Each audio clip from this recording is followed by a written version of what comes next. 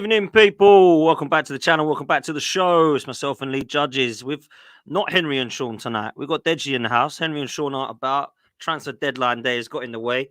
Tottenham actually do have something to talk about, so I'll forgive them, whereas most clubs don't.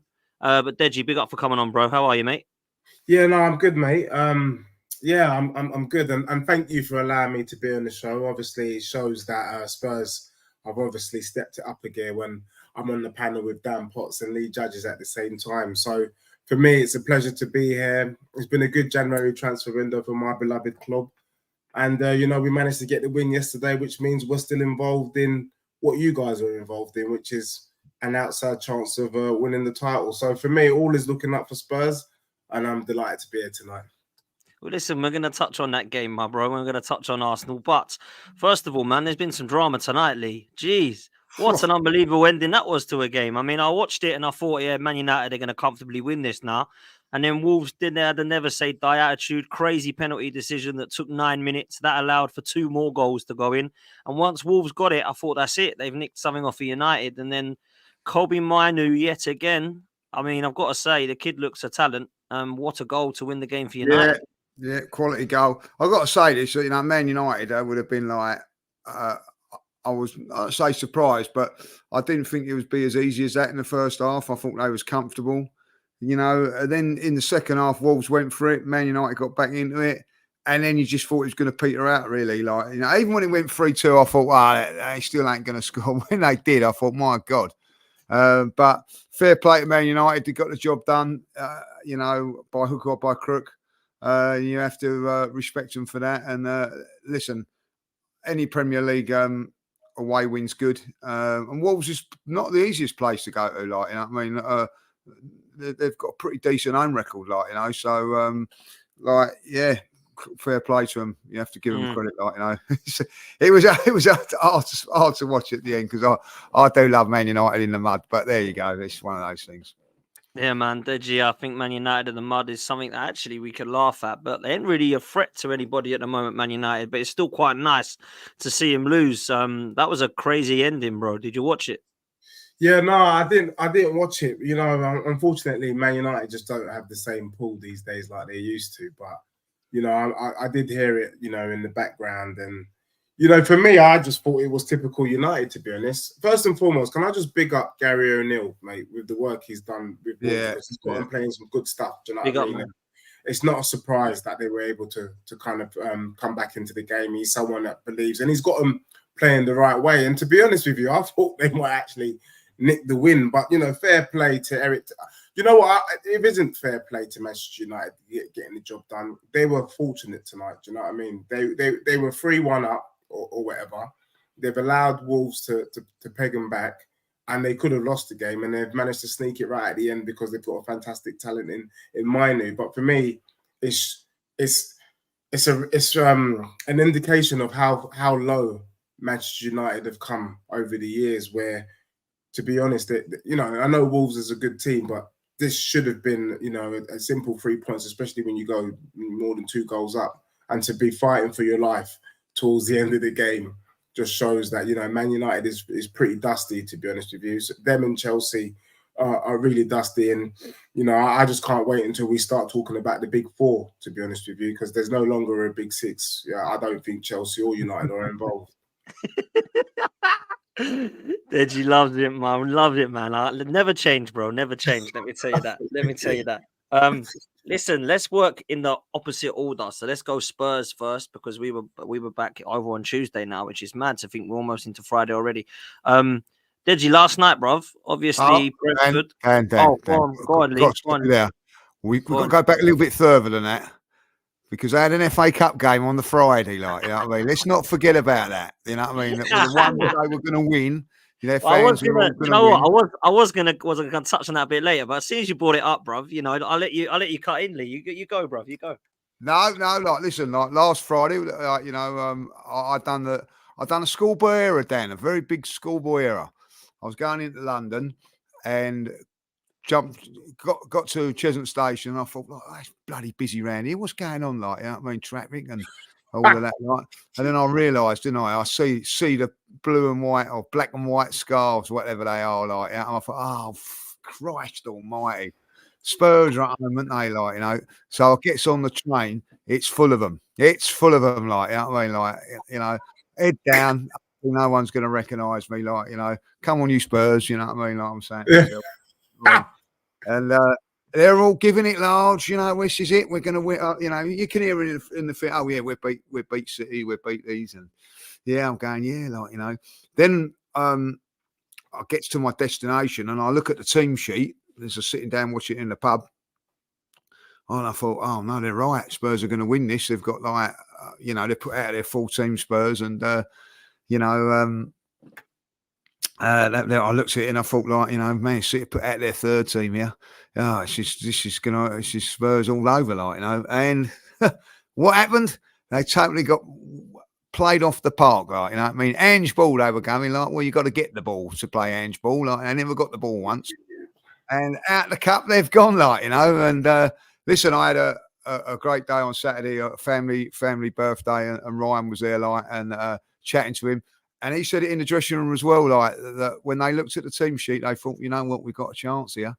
And unfortunately, you know, it all ended up going the wrong way. But listen, as he said, City are a fantastic team, and they are unbelievable. And that's what we're all up against, guys. You know, Liverpool as well look very, very good this season, but I didn't think Spurs were.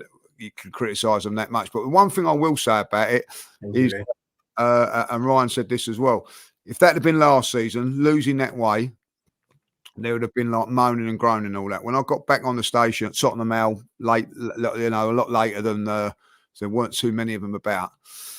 They were still like happy with the way things are going, even though they'd lost that game. So whatever Ange has done, he has won those Spurs fans over, because it wasn't the greatest performance, but they weren't bothered about it. Like, you know, there weren't no meltdown, and you know, as we all know, they got the job done yesterday.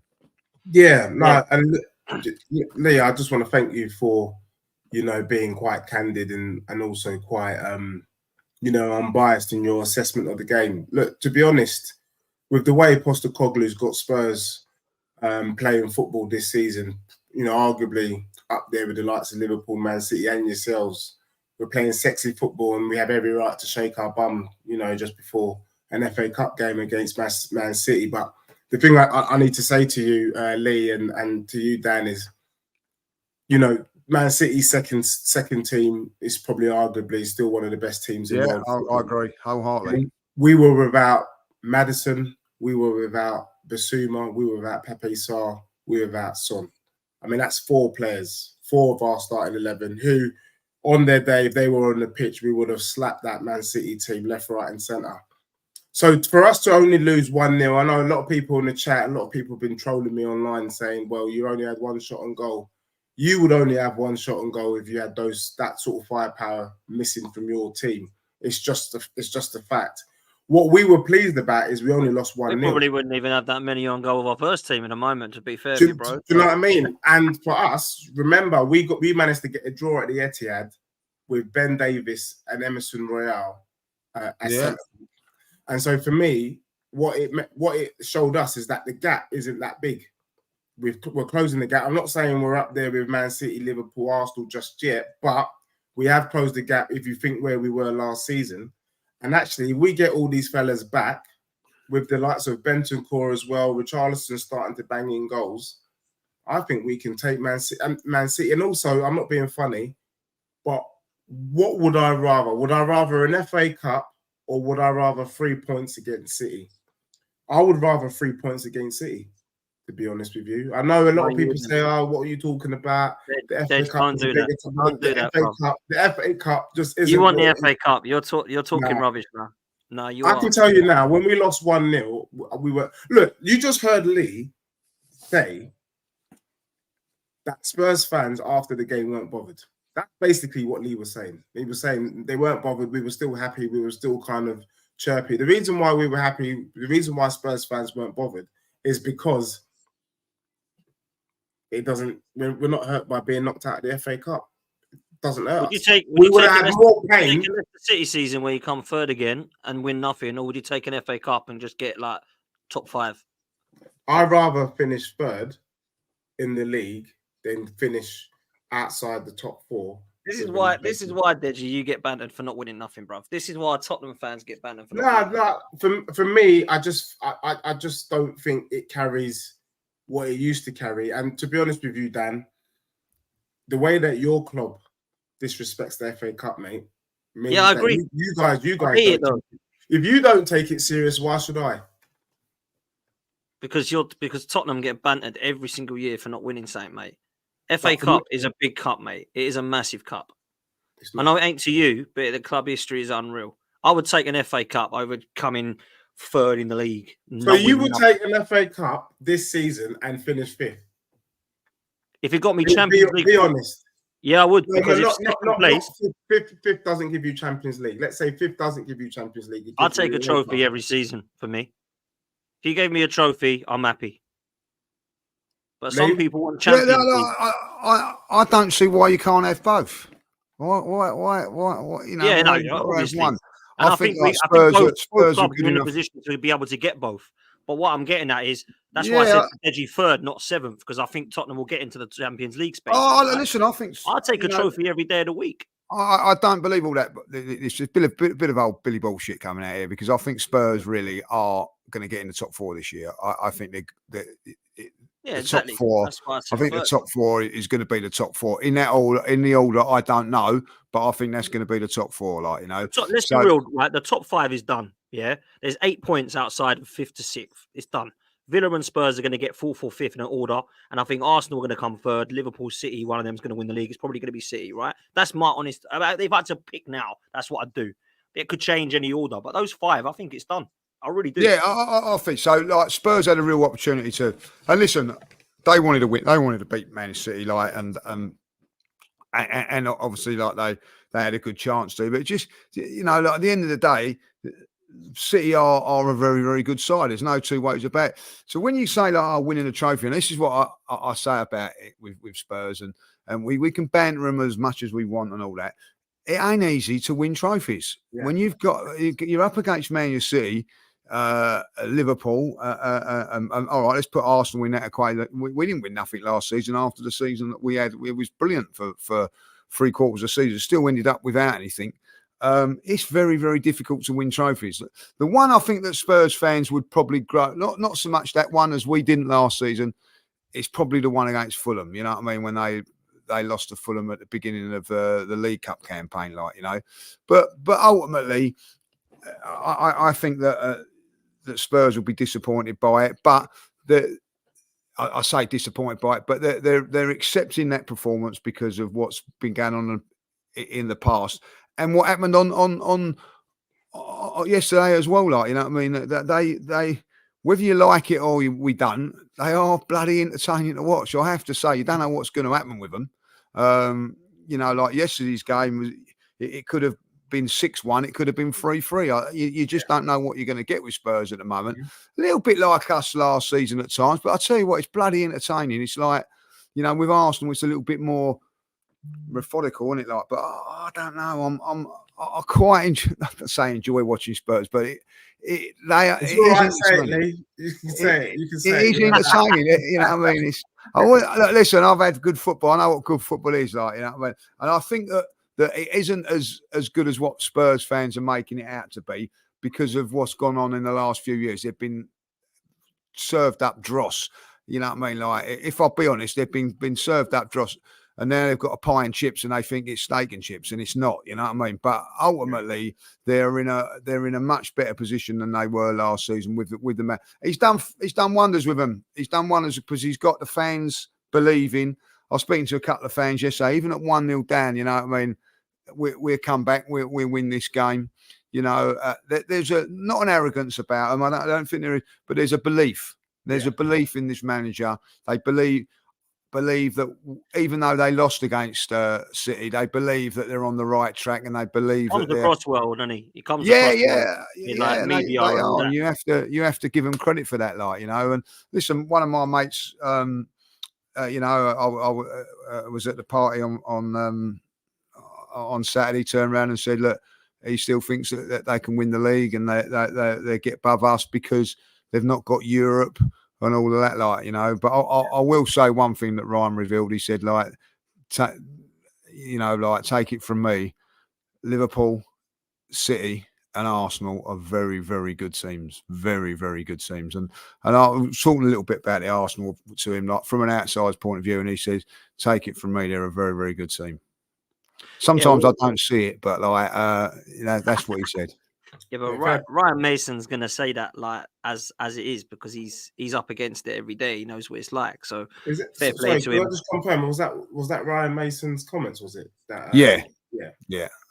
Yeah, Lee knows Ryan pretty well. He grew up, and I say he didn't grow up together, but you know what I mean. No, I've known Ryan since he was a kid. Like, obviously, like me and his dad are very, very good mates, and he was telling me like things about what's going on with Spurs. You know what I mean, and how our hand just turned the team around, and the fans, it's been a difficult couple of years for Spurs. You know what I mean, with the fan base, it's been fractured. We've had it, Dan. We know what it's like. You know what I mean? And I suppose you've got to give Arteta credit for that he's sort of got the fan base on side. And Postecoglou's done that as well, like, and he has. You know what I mean? Like, there's a belief about Spurs now, which was probably there a few years ago, when I think they was the real deal a few years ago, by the way. That last season at White Hart Lane, the old White Hart Lane. Yeah. They was the real deal, like, you know. So, and you know, when it's going well at Tottenham, the stadium rocks. You can't argue with that, like, and there's a little bit of belief. But listen, they would have loved to have beaten City last week. There's no two ways about it. But one of the questions I asked Ryan, which was, how can a professional team be so much better than another professional team? Do you know what I mean? Because they're all professional footballers. They've all got to be good, haven't they? You know what I mean? Yeah. But there's this unbelievable gap between City, I think, City and Liverpool, than the rest. You know what I mean? And I think if I'm going to be really honest about it, there's a gap between City and Liverpool, if I'll be really honest about it, like, you know? Yeah. And how do you bridge that gap is going to be very, very difficult.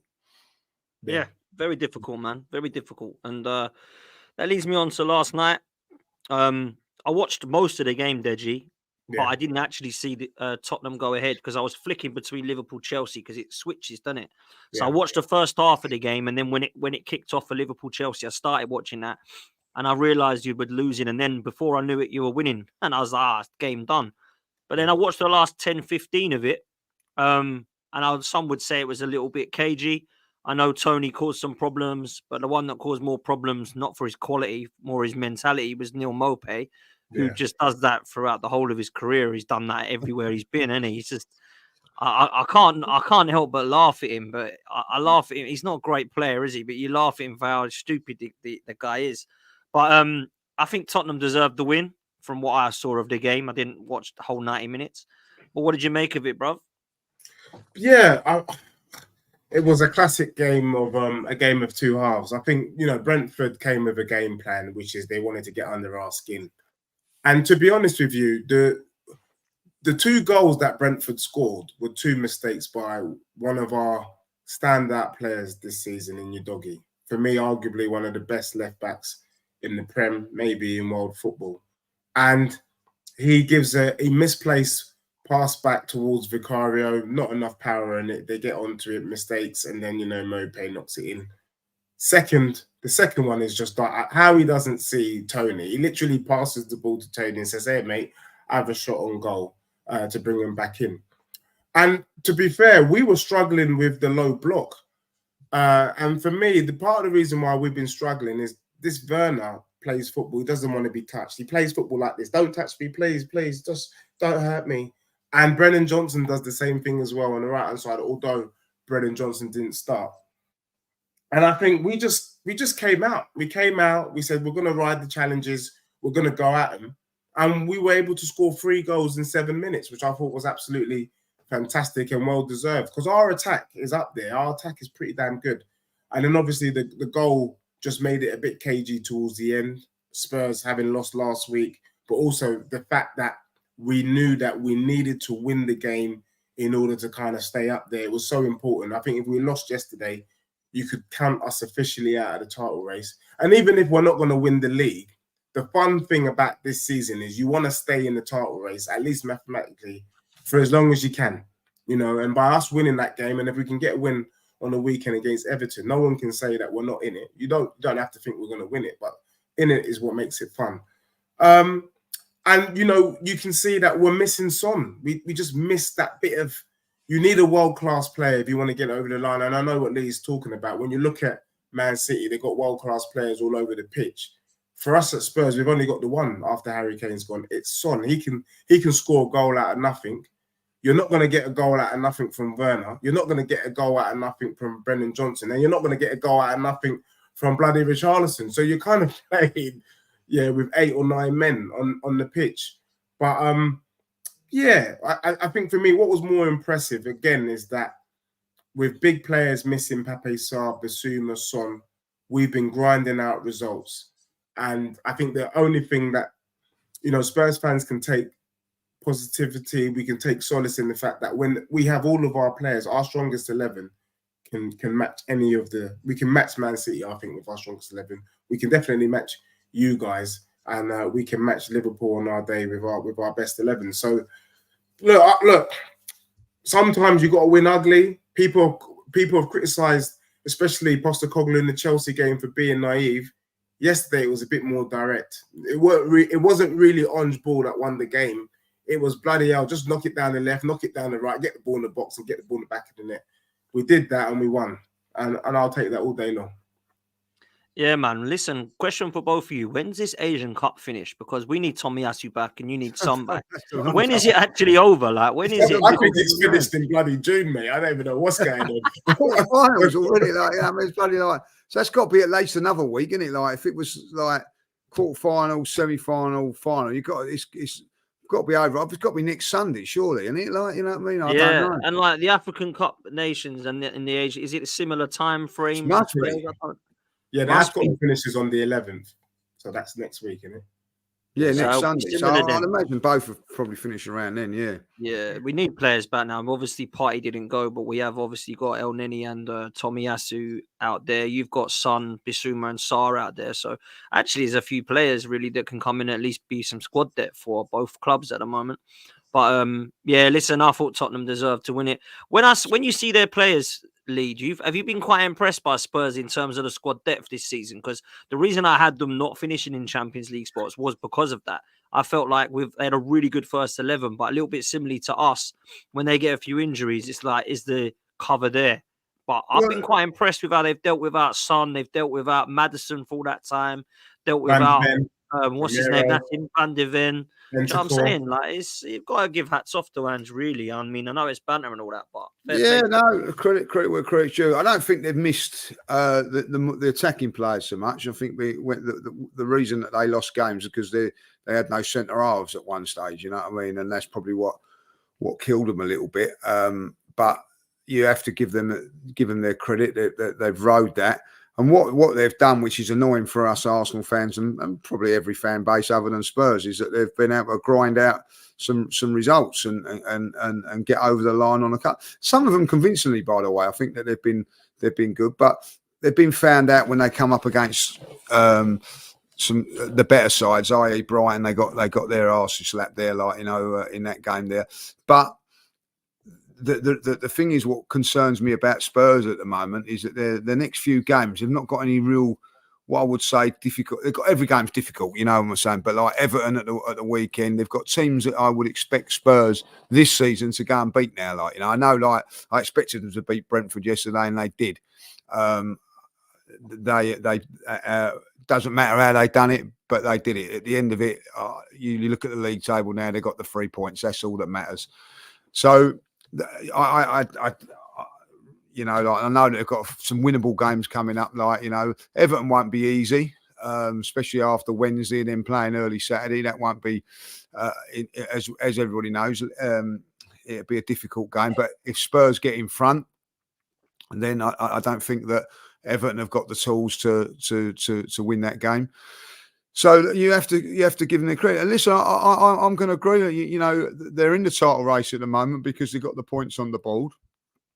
They're in it because of their results, and at the end of it, I do think they've got on a crest of a wave, the feel good factor, and that's taken them over the line on a few things, a little bit like we did last season with us. And you find yourselves, in February now, and they're in the top four, and still in the title race at this moment in time. This is a massive weekend for Spurs this weekend. If they get the result against Everton, then they can just sit back, as I know they do, because they're an horrible lot, and just see what happens with the Liverpool and an Arsenal game. It puts pressure on, like that, because you go into that game then, if Liverpool do beat Arsenal, level on points, we've got a very, very difficult game against West Ham away. I mean, Spurs are at home. I don't know if they've got home Bournemouth or someone. We got Brighton at home. Brighton, which is different kettle of fish. Brighton are to away from home, so they are at home. So you'd expect them to beat Brighton. And also, I'm pretty sure there's a little bit of the revenge factor there. So they've got, so all of a sudden it's going to be a tough week. Now, I think you play Brighton on the Saturday, so it could be that when we go to West Ham, Dan, if we don't get the positive result against Liverpool, they'll be above us. And everybody's saying that Arsenal in a title race, and Spurs are not. Listen, if Spurs lost yesterday, they're not in a title race. If Arsenal lose on Sunday, we're not in a title race. So it's if you want my honest opinion, I think Spurs are probably too many points behind City at this moment in time, and Liverpool the same as us. I mean, you've got to do something. If I know it sounds silly, but if Spurs want, how can I say it, to be in the title race, they're probably wanting Arsenal to get some sort of positive result on Sunday, and I'm pretty sure that Spurs will be cheering on Liverpool. Right, just saying. Yeah, man. It's hard though, isn't it? Because you do get those sort of moments, don't you? Sometimes you think, who do you want to win today? Flip of a coin. Sometimes it is, you know what I'm saying? But yeah, that's what it's all about. Sometimes, you know what I mean? Like, and over the years, it's not been like that with Arsenal and Spurs. If I be really honest, it's like Spurs have been, not in the title race for so many years, and so you really, if they coming up against the Man City and all that, like you'd want them to win, or a Man United back in the day, and want them to get a result, and they never bloody did.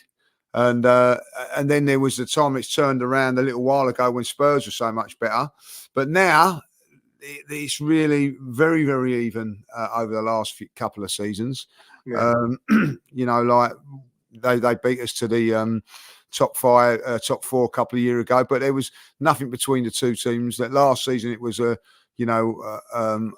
walked it, but this season there's again, I agree that if Arsenal put out their first 11, Tottenham put out their first 11, it could go either way, So like there's not a lot of difference at the moment. So you've got to say that's credit to dare I say it, Levy, and the recruitment has put them in there, like, and also dare I say it, Levy, for appointing Ange, because at the end of the day, I'm big up Levy, man. They all want him out. Well, but you've got to big him up.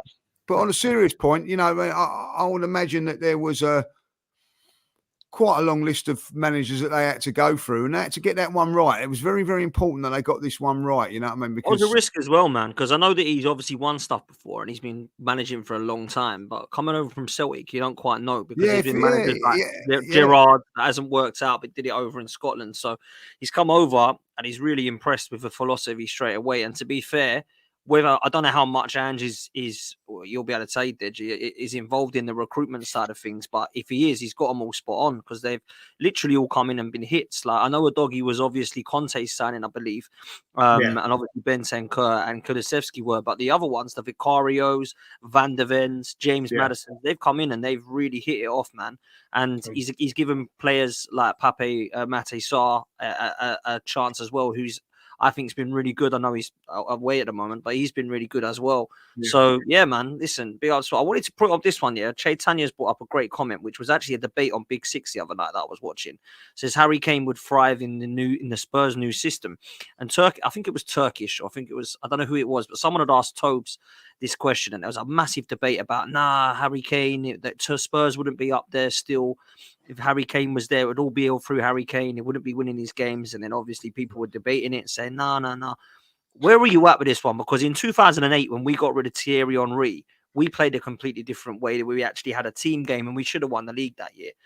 Adebayor was there, Van Persie was there, Eduardo, all these guys were coming in scoring. And I kind of see it similarly in fact that Harry Kane no longer is your focal point, and you've allowed Son to take the captaincy, who I think he's done a good job with. You've actually got your front line that's all now not really through one person. They're all getting some goals. Your midfield scoring. It's kind of goals across the whole of the pitch now at Spurs, as opposed to work through one focal point. And just wanted to see if Harry Kane would complement that or potentially repel against it, brother. What's your thoughts, man?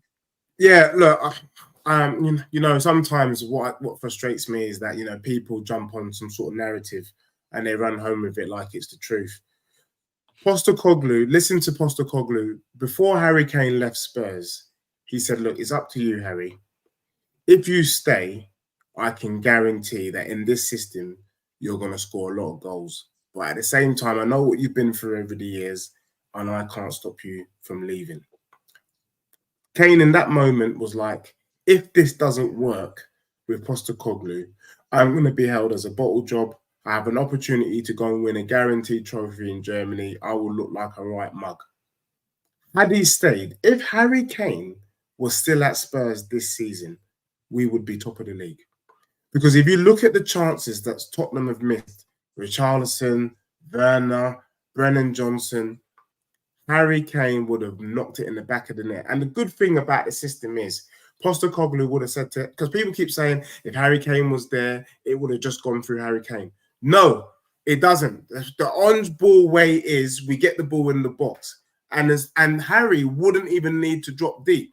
Just stay in the box and bang the ball in the back of the net. Mate, I guarantee you, Harry Kane would have scored at least 15, 16, 17 goals by now. And we would be sitting pretty much level on points with Liverpool, with the best striker in world football. So for me, it's a shame he didn't stay. I wish Postecoglou was a signing late. If we had got Postecoglou instead of Conte, we would have been seeing a different Spurs. But he made one more error. After Mourinho, he went for another bloody Mourinho, and that's what killed it for Levy. But with his little try and error, he's got it right with Postecoglou. He is the right man for the job. But don't listen to any Spurs fan. Don't listen to any pundit that will tell you lies saying it would have all gone through Kane. The team would have been focused on Kane. That was our issue. If you look at Spurs, we are the third highest goal scorers in the league with Richarlison up top. That's madness. So Postecoglou has managed to spread the love, and I think he would have spread the love anyway. I don't believe that we never played just to Kane. It's just that Kane was so good that he dug us out of a hole. That was the only difference. I actually agree with you, and I think it was Grizz and Turkish saying, "Nah, it's like Son's been so different. Son can't play left now." There was all that good reasons as to why they felt it, but I just think, man, you add Harry Kane and his goals into Spurs, they're going to be better, aren't they? Do you know what I mean? That's the way I see it.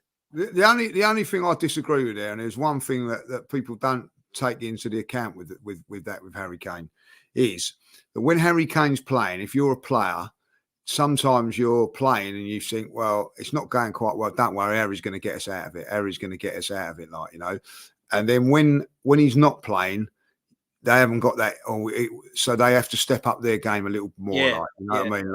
And I think that is the only thing that I see that players don't. You rely a little bit too much on him, you know what I mean? I hear what we did it at times with Henry. We did it at times, didn't we? Yeah. You just think I've just got to get the ball up to Kane and he'll score and whatever. I haven't got to be quite on my game today. But when he's out of the team, and I think that's why there was never a real drop. Actually, they done quite well when he wasn't playing, when he got his injuries, because they thought, right, I've got to step up now. I've got to perform. I've got to perform. The team's got to perform. Sometimes you rely on, Arsenal had it very, very similar. Not so much with Thierry Henry because there were some good players around, but Ian Wright, when Ian Wright was playing, you'd sort of lose a little bit. He'll get us, he'll do something, and I think that's the only thing that I would say that maybe it focuses on every single aspect of the team. But listen, of course Spurs would be a better team with Harry Kane in it. You know what I mean? Because he's class. You know what I mean? And I'll tell you one thing about Harry Kane, whether you like him or you don't. is that he's a good footballer as well. He's not just a goal scorer. He does other things in the game as well, like, you know what I mean? So, listen, I think Poch really, I keep saying Poch, but I'm going to call him Ange. I think if he'd have come a year before, might have been different. But the reason that Harry came with it, they couldn't, if it went wrong, I'm not saying it because you didn't know it was going to be as good as this, Tottenham. If it went wrong, he goes for nothing. You know what I mean? Like, they had £100 million to spend. You know what I mean? Now, also with Harry Kane going that 100 million, right? If he stays, do they sign the players that they've signed? You know what I mean? Like, I'm not so sure. Like, the 100 million also goes on to a few of other players that they've signed. So making them this more balanced and round more of a team. They're spending more wiser than the Bale money already, aren't they? They have. You know what I mean? Like, so there is a little bit of that into it, a little bit of that in the equation, because Spurs have spent very, very good, to be honest. You know what I mean? They've brought in the centre half, and it looks very, very good. Madison, would they have been able to bring those players in if they hadn't sold Harry Kane? Yeah. No one knows. You know what I mean? Yeah, man. Listen, let's, before we move on to Arsenal and Liverpool, quickly go into this super chat from Malmo Hugo 1980, who says, "Hi guys, I'm from Sweden, and Bergvall is the best Swedish player coming from here since Zlatan. Unbelievable signing for Tottenham. He is special. Trust me." I'm gonna have to take your word for it. So I don't know anything about this guy, but Deji, that must fill you with some confidence, bruv. Yeah, I mean, look, for me, any player that comes from, look, if you get any player from City, Real Madrid, Barcelona, you know they must be a top player, whether they're in the starting lineup or not. You know they got something in them. I mean, you guys got Odegaard from Real Madrid, you know what I mean, and he's no mug. I'm excited because so far, Postecoglou and the team, we've got it right. You know, we've had Paratici, we've got the Aston Villa fella and Lange, who are working in the background. And I think for me, you can see that they're really thinking about the signings. And I know every club thinks about the signings, but even Werner, on the face of it, people be like, well, he's not good. He's not going to bang in goals. The guy's come in and he's got 3 assists. You know, that's pretty decent. And if that's all he's coming for, to give us assists, then we're pretty happy. He's doing the job. So I trust our management. I trust that this player is a player, and it's exciting times. The other thing that we're doing that Arsenal didn't do last season is, last season you guys had the chance to win the league, and all you had to do was take your missus down to Nando's. Well, instead you opted for Dixie Fried Chicken, and the rest is history. To be honest, we saw what happened this season. Spurs have bought well. We've had a decent January transfer window. Dragusin as cover to Romero and Van de Ven, Werner as cover to Son. And this young fella who's going to come in and do something in the midfield means that Tottenham mean business now. We're not waiting for next season. We want to crack on and ensure that we finish as high as possible. So for me, it's good times, and you know I'm looking forward to the next few games. But from what I'm seeing coming out of Tottenham, I think every other club in the league should be petrified. And I'm excited. I think he is a player. All good memories, and Kulusevski's lured him in. Great, bring it on. The more quality, the better. Yeah, man, I just checked. He's 2006. This kid was born in 2006, Lee. Wow. I mean, it makes me feel old, let alone yourself, bruv. Jesus Christ. 2006. Wow. Anyway, let's move to this weekend. Judges, this is huge for us, mate. I'll ask the question. Are we out of the title race if we lose this weekend to Liverpool? Yeah, and also if we draw. Simple as that. Because at the end of the day, you're 5 points behind them at this moment in time, like, you know, and then you'd be 5 points or 6 points behind Man City, and you can't rely on other teams to chip away at the points. You know what I mean? You've got the opportunity at home to do it yourself. You got to take that. Liverpool have got a couple of difficult games coming up at some stage. Man City, you know, but ultimately, like, you know, we've got to get those 3 points. So it's down to 2 points. But also, like, Dan, City, I know, are on level points with us at the moment. Their home game, I think, is Bournemouth or Brighton. One of the two, Bournemouth or Brentford. I'm not too sure who it is. They'll win that. So there'll be 3 points in front. Lose or draw on Sunday, I think that I don't know if Man City got there. They played before us. They will be 5 or 6 points. Trust me. What I've seen of Man City over the last few years, you cannot give them 6 points. Not halfway through the season and expect to get it. It's not going to happen. We were 8 points clear of them when we lost it. Yeah. You know what I mean? Like, so they're going to grind it. I looked at them the other week when they played Newcastle. Got the job done, you know what I mean? So we need to win this game, Dan. It's as simple as that, like, you know. We've still got some very, very difficult places to go. We've got to go to Man City. We've got to go to Tottenham. We've got to go to Manchester United yet. Now, you go on Manchester United, everything like that. That ain't easy to go to. Spurs went there the other day, played them off the park, still didn't win. You know what I mean? So at the end of it, there's 3 games there that Brighton's not easy. You know what I mean? Like, there's some very, very difficult. West Ham's going to be a tough one for us. You know, you're at home. You've got to nail it, Dan. As simple as that, like, you know, and we're at home, you know.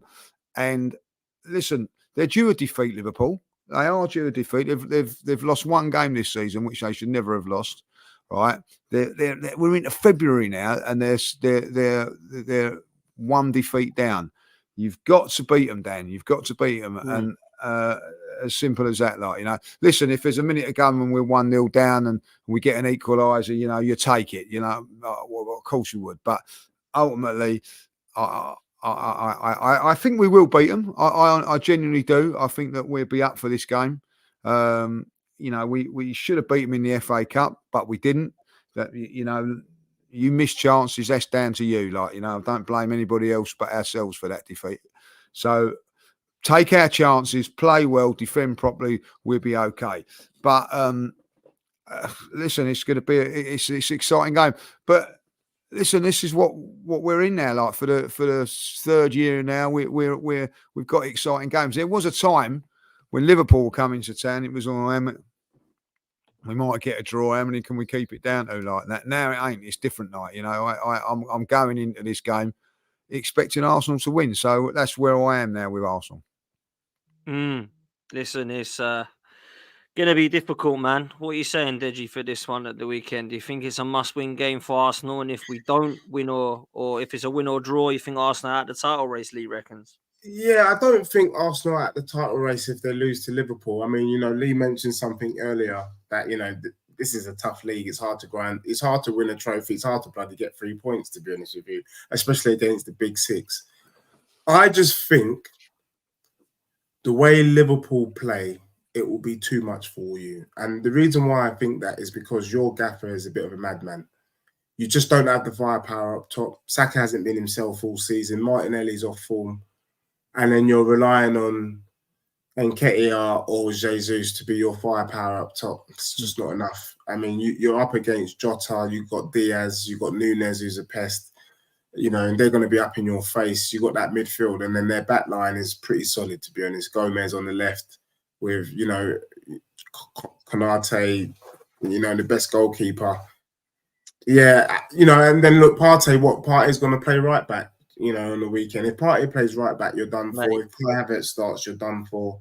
And if you've got Zinchenko on the left, you're done for. So if your manager does the right thing, I think you could probably squeeze out. If you squeeze a draw out, you're not out of the league. I disagree with Lee. What you've done is you've made it even tighter, because that means if Man City win their game in hand, they're level on points. The distance between Arsenal and Liverpool remains the same. But that's just 2 wins, and anything can happen.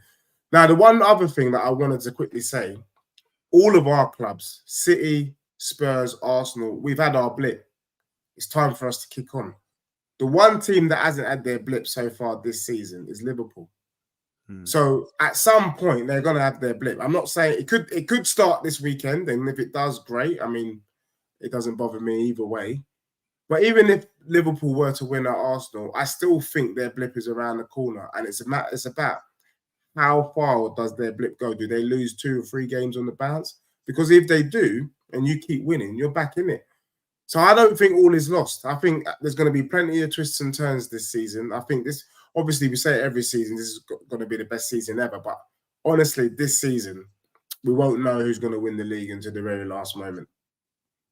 It could be tight. Listen, I spoke to Hassam on my channel not too long ago. He's a big Liverpool fan, and he said, "Look, if we beat Arsenal, it ain't over because you've got the whole of February, the whole of March, the whole of April, and the whole of May yet to play." And I get where he's at.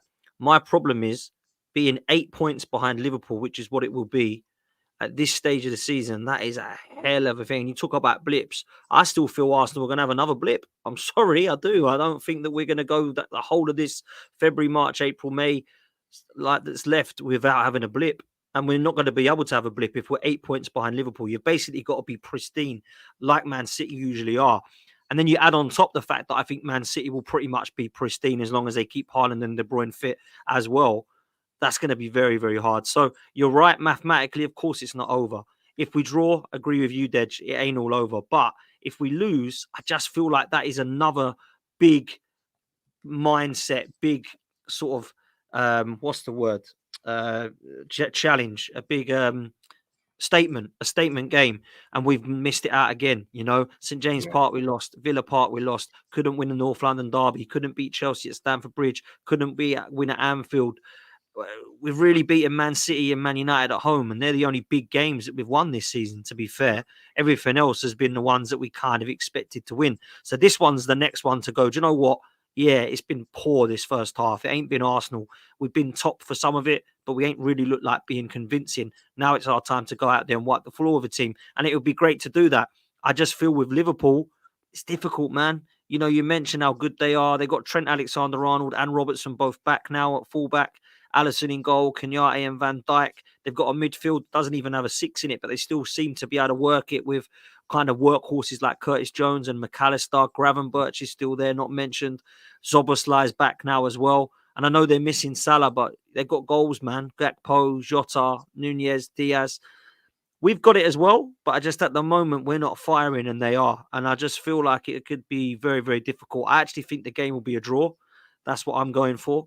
I think the game will finish 2-2, but I think it could be easily won by either side. It's just going to be one of those games. But Lee, I wanted to finish lastly on your team for the game because I think we mentioned it last night. You might make some changes in midfield. And I just wondered if you had any thoughts on that one, bro. Just the one, Jorginho coming in for Smith-Rowe is what I would see. If not, then Smith-Rowe goes again, like, you know. I just think we just need that little bit of control in midfield, which Jorginho gives us. Because I do think like it's going to be I don't say we're going to control it all the time. They're a very, very good counter-attacking team, and they're not going to come there. And the trouble with Arsenal over the last where we struggled again on Tuesday with it, and Spurs struggle with it as well, is the low block. They struggle on it. We struggle on it. Most teams struggle on it, I think, because it's, you know, like these teams work at it. Yeah. It's very difficult. Liverpool not going to play that. I'd be very, very surprised if they do. I think they'll come for us. And I think that if we can get the control and there'll be space behind, then I think that we'll be all right. Like, but that would be the one that I'll go for. If I thinking about it, you know, I can see Kai Havertz playing in this one, but the same back four. And the same up front. I you know, like Martinelli's becoming a little bit of a concern because he's not quite at it. But I want to see, you know, I'm going to say this. What's his name? Connor, the right back. Bradley. Connor Bradley looks a very good player. You know what I mean? Let's see what he's up against, like with genuine raw pace. Let's see like what he can do. But to be honest, I've been very, very impressed with him. Very impressed. And like now Liverpool have got another string to their bow where they can now put Trent into the middle without worrying about the right back situation. So, I think it's going to be a really good game. I would just go with that one change. Listen, but as I said yesterday, I don't care if he's not fit to play, to start or whatever. I want to see Thomas Partey on the bench. Just to see him on the bench is a big thing for us. Yeah, facts, man. Listen, if Partey's fit, I'll play him. Like that. That's the way I see it. Our midfield at the moment is absolutely. I mean, listen, I love Rice and I love Ødegaard, but it's the next one there.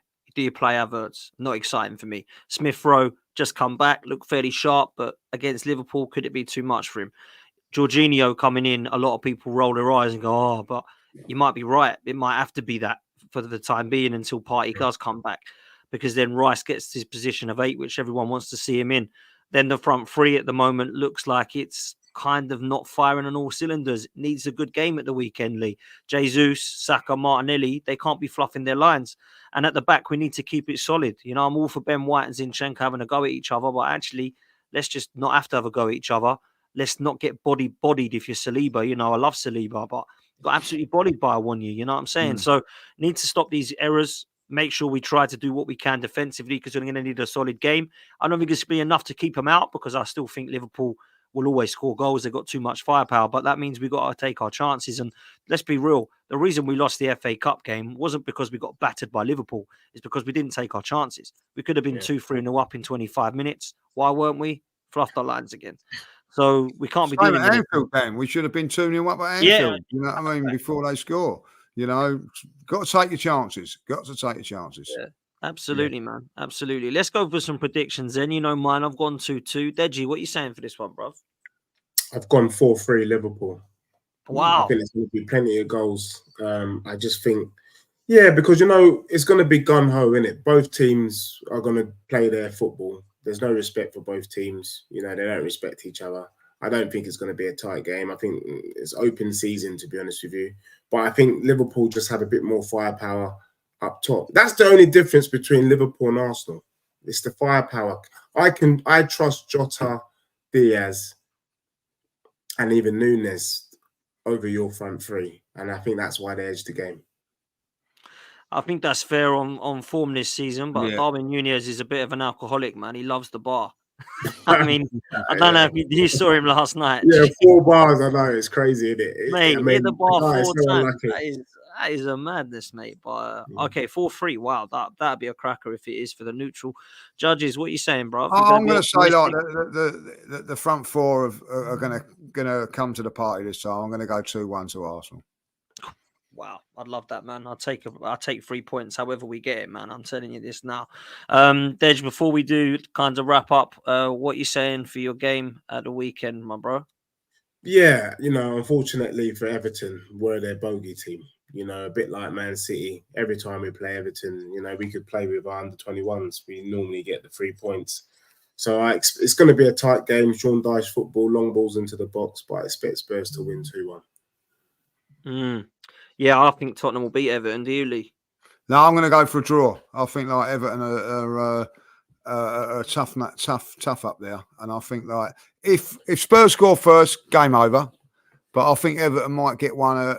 Spurs will come back. Spurs won't lose the game. Spurs won't lose there. But I think like Everton might get one set piece or something. Like, you know, they've got that in their armoury, and I think then they'd be hard to break down. But I don't see Spurs losing. I think Spurs will beat them 2-1, but I hope I'm wrong, of course. But we'll see what happens, man. Nah, you know how it is, Dej. It's all love. But yeah, listen, I think they'll have enough from Everton. A strange old side though. It's our place to go. It ain't nice. It ain't nice to go. It's not a pretty place to go. You got to roll your sleeves up and everything, and it's not easy. And they've just come on the back of that. Ain't nice to go yesterday. So we'll see. Like, you know. Ain't nice to go there as an away fan either. Their away concourse bit is the tiniest thing you're ever going to see. The toilets is just, oh dear. Anyway, that's Goodison for you.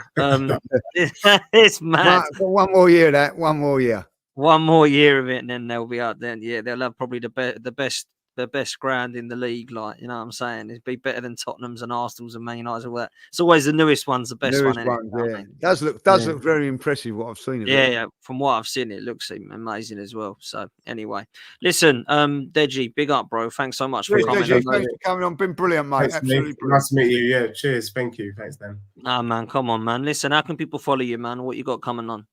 Yeah, Deji Spurs on YouTube, please, and Instagram. Yeah, I've got a preview show tomorrow for the Everton game, and then I'll be doing a match reaction quickly after the game on Saturdays, an early kickoff, so it'll be an early reaction. And then, like Lee says, I'll be putting my feet out and watching you guys go toe to toe, and hopefully win, lose or draw, I actually don't give a shit, to be honest. But so it'll be all good. So Yeah, man, cheers. it's nice when you feel like that because you can just sit and actually chill and relax, man. We won't be chilling, that's for sure. Big up judges as ever. Big up everyone in the chat, mate. Thanks for all your comments. Thanks for your interaction. It's always good to see some mutual respect as well when the Tottenham lads do come on. So big up to you, everyone in the chat for that. Make sure you go follow Deji. Make sure you go follow Henry and Sean as well, who'll be back next week. I'm sure you'll see Deji on this channel, and you'll definitely see him over on mine on Football's 12th Man. So make sure you come support that one as well. We're touching 16k people, so if you can come and support the channel, that'd be amazing as well. And yeah, we'll see you next time. We're out of here. Take it easy. Peace.